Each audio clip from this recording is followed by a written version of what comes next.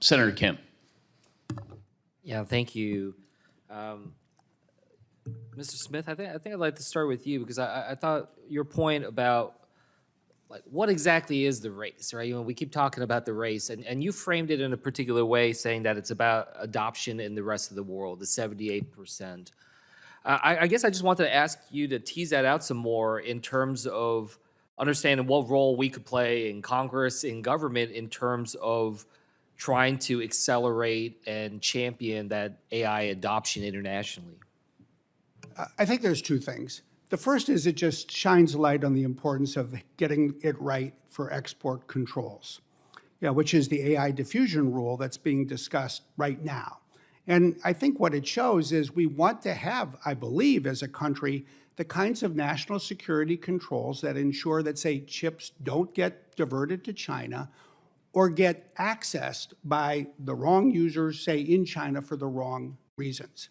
And that is something that people have drafted at the same in the Department of Commerce. At the same time, we need, I believe, to say, get rid of the quantitative caps that were created for all of these tier 2 countries, because what they did was send a message to 120 nations that they couldn't necessarily count on us to provide the AI they want and need.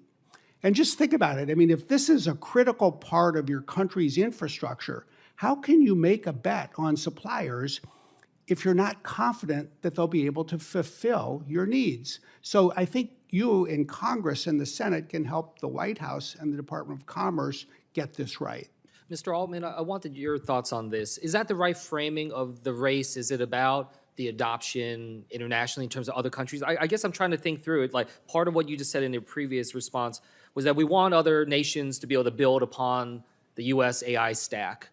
Is that the right framework? Is that what we're thinking about? Or is it more about the consumer? Is it more about getting the rest of the world and the 78% of the population to adopt AI applications that are U.S., or is it interrelated? I think it's heavily interrelated. To me, the stack is, from the chips at the bottom to the applications on the top, and we want the whole world on the U.S. stack. We want them to use U.S. chips. We want them to use services like ChatGPT. But does having other nations building on the infrastructure component of the stack, does that more or less then guarantee or at least have a high likelihood that then the consumers in that country will be using our products and applications? Is that the sort of theory of the case?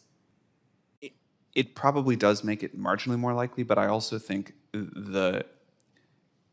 if someone's using a stack that we don't trust to train models, like who knows what it's going to do, who knows what sort of backdoors would be possible, who knows what sort of data corruption issues could be possible. I think the AI stack is increasingly going to be a jointly designed system from the chip all the way up to the end consumer product, and lots of stuff in between.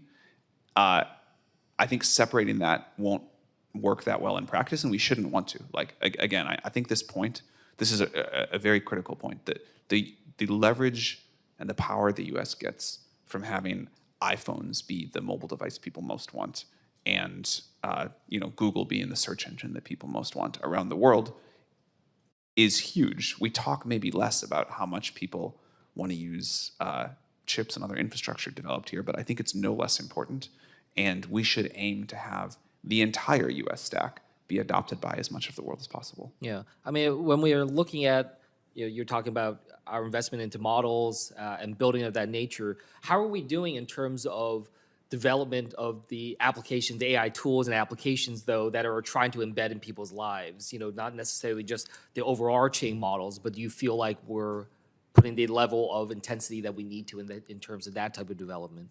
ChatGPT is the most adopted AI service in the world, not just in the United States, but in the world by a quite significant margin. We're very proud that people like it, and we need to keep pushing on that. I think it's important for all the reasons you just discussed. There are many other U.S. companies building incredible products and services that are also getting globally adopted. This is what the U.S. does best. Dr. Su, I want to just ask one last point to you. Over and over again, each of you is talking about talent as this incredible power, but also could be a bottleneck to us. How are we doing when it comes to the development of talent in this country? If you were to give us a grade, what would you grade us at in terms of our development right now? Thank you, Senator, for the question. Look, I think the smartest engineers are in the United States. We have a great base of talent, but what I will say is we need more.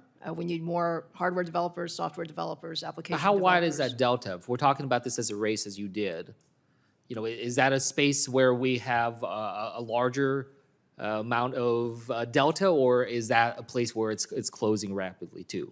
Well, I think we do have a very talented, overall talent base, but we also have the desire to have the best, and that includes not only, U.S. nationals, but also having the best, international students. Drawing the talent from... That's right. I think high-skilled immigration is one of those areas where we want the best people in the world to be doing their work in the United States.